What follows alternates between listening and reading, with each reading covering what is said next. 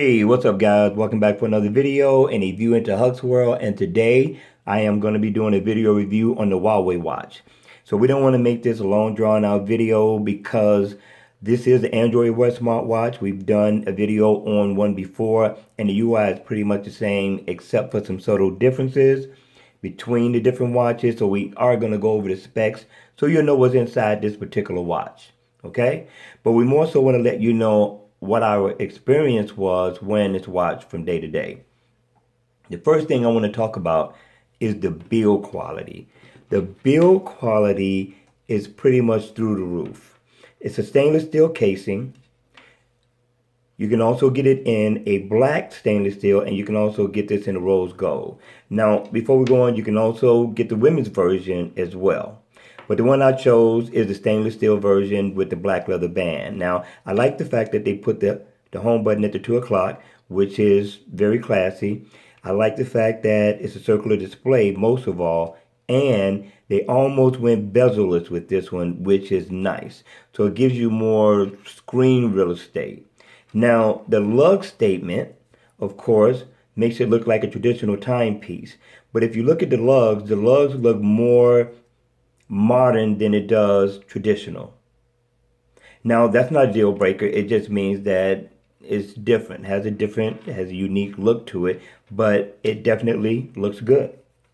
Now, this is a black leather band. The leather band feels good, feels great on your wrist. And you can also detach this band. It's an 18 millimeter strap. So if you want to change it out for a stainless steel band or another leather band, you can. So with that being said, this also has a heart rate monitor and a gyroscope. It also has a barometer, which I like, and it has its own step tracking app, which I thought was very unique. It looks really, really nice. So this watch connects via Bluetooth, and if it gets out of Bluetooth range, you can also connect this via Wi-Fi. The Huawei Watch has a speaker which has now been updated due to a 1.4 Android Wear update. You can now listen to music, answer phone calls, receive phone calls, but you cannot hear Google's response to your search. This watch has a 300 milliamp hour battery. Now, considering that you're hearing 300, no. This watch will last you through a full day, no problem, with battery left to spare. Pretty much, depending on your wear and how you use your watch, you'll get through 2 days with no problem. And that's even with ambient, well, not ambient mode, but the always on mode on. I keep mine on. I like the fact that I can check my time at a glance. Now, that's pretty tight. Now, the material is made out of is called a cold forged. The highlights of this watch that I really like a lot was the fact that this has a sapphire glass crystal screen. It's off the chain. Now, this should be on every smartwatch. It is needed, not only smartwatches, but I think that it should be on every cell phone. We're always dropping our phones. We're always banging our watches. This is definitely needed, especially considering how much we spend on smartwatches and phones.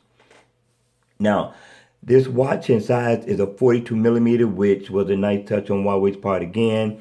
A lot of people didn't like the 46 millimeter of the Moto 360. Felt gaudy on their wrist is what I've heard. Now with the 42 millimeter, it's going to draw in more men, more women who may decide to buy a watch of this size, which is cool. Now, the watch is 11.3 millimeters thick. Now, I'm here to tell you that you're going to notice as soon as you put this on. Compared to the Moto 360, it is a thick watch. Is it a deal breaker? No, not at all. Feels good on your wrist, has nice weight to it, and what I did not like about the watch is that it sat up on my wrist. The band did not wrap around to the contour of my wrist the way that I thought it should. It kept twisting from side to side, which was kind of annoying to a great degree. But at the same time, I would have to tighten up the strap in order to keep it in place, and I didn't want to cut off the circulation on my wrist, so I didn't. Other than that, the other bad part about it is the charging. Now, this charging puck is a problem.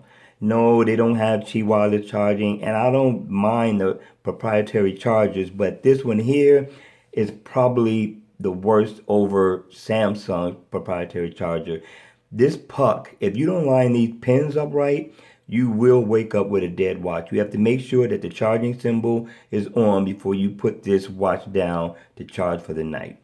Now, it charges very quickly, but if you're not careful, you'll wake up to a dead watch. Now, the fluidity of this watch was great. Compared to the Moto 360 or any other smartwatch, Android Wear smartwatch that I've worn, this one is number one. Less lag. If you're looking for less lag out of a watch compared to any other Android Wear smartwatch, right now, at this moment, would be the Huawei Watch. This would be the one to choose. So with that being said, my experience was great. I enjoyed this watch overall. If I was to rate it, I would definitely give it a 9. Okay, so if you enjoyed this video, you know what to do. Please hit the like button below. And if you want to see more videos like this, then please subscribe to my channel. And as always, I will see you at the next video.